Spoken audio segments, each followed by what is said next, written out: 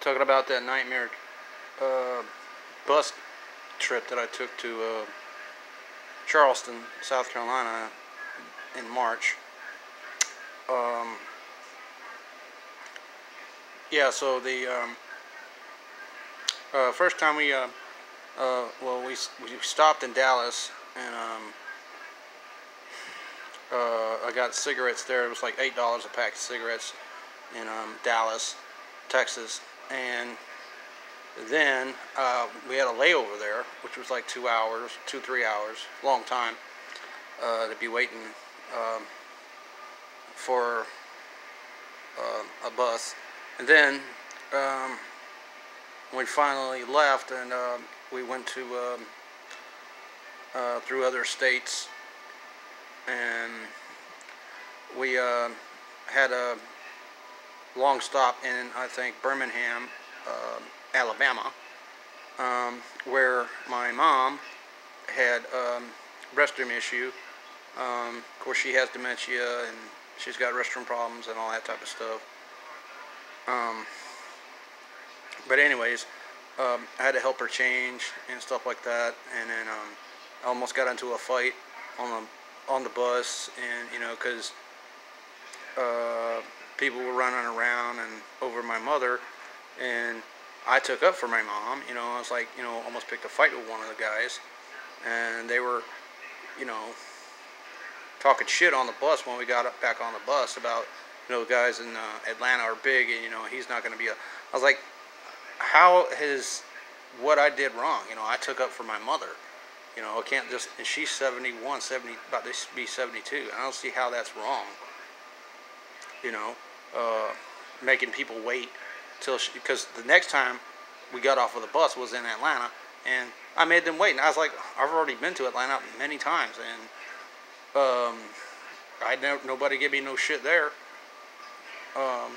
But we went there, and I made them wait till I got my mom off the bus, and then I got a wheelchair for her in Atlanta, which was another layover. By the time we got to Atlanta, that bus had already gone because we had to wait in some town right across the border of Georgia because the bus driver was about to be, hit her 40 hours, and she didn't want to. So we had to wait there for a couple of, until the bus driver came there and drove us to Atlanta.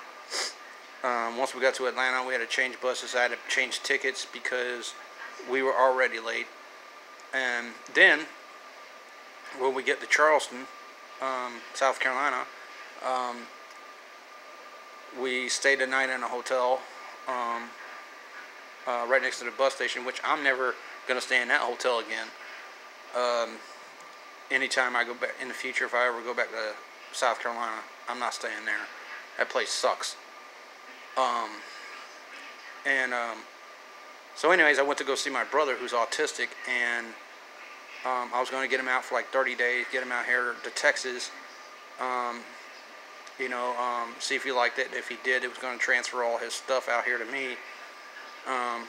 But the next day he got the flu, and I paid for another night, and we stayed. And then the following day after that, we left, and then my mom, right between the bus station and the hotel, my mom fell, and this guy came out of nowhere saying that I pushed her, and then they checked the bus station and the gas station across the street to see if there was any surveillance showing that I pushed her down, which there wasn't, and she fell on her own because she was in back of me and I was walking in front, leading the way, and I was like, how in the hell would I be able to push her down? I'm in front. I'm walking, ahead of her, but she fell on her own. So anyways, then he got on the phone, or his buddy, and called the cops, and they all showed up out of nowhere. And I asked him if he was a cop several times. He never identified himself as a cop. Never said he was a cop. And then I got they checked our IDs, mine and my mom's. I told them that she had dementia, and all kinds of stuff, medically going on with her. And they just still was trying to separate me and my mom, you know, get her to turn on me, which that didn't work out neither. You know, the ambulance people, EMS guys, whatever, showed up, and then after that, I didn't see that guy after that. You know, he just disappeared. And then we went to the hospital where they checked out my mom. They found out she was okay, and then discharged her. So I had to stay another night in Charleston, not because I wanted to.